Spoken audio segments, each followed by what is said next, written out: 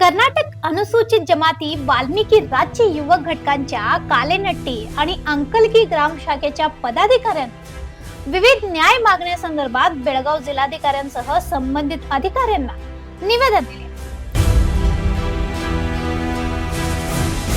कालेनट्टी गावासाठी स्मशानभूमी उपलब्ध करून देणे, वाल्मिकी समाज भवन उभारणे तसेच कन्नड शाळेतील विद्यार्थ्यांसाठी खेळाचे मैदान मंजूर करण्याची मागणी करण्यात आली आहे।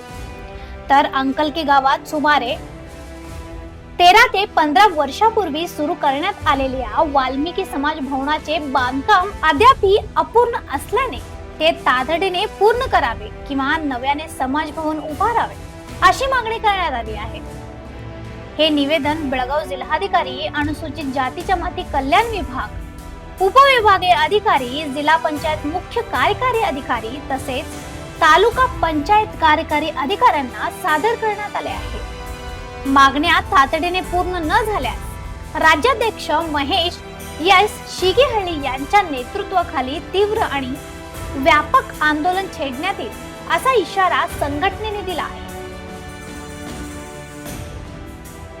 यावेळी बेळगाव तालुका अध्यक्ष मंगेश चन्नीकुप्पी, बेळगाव ग्रामीण अध्यक्ष लक्ष्मण बागडी, अंकलगी ग्रामाध्यक्ष मंजू होळेपगू तसेच अंकलगी आणि कल्लेनट्टी गावातील पदाधिकारी, युवक आणि समाज बांधव मोठ्या संख्येने उपस्थित होते।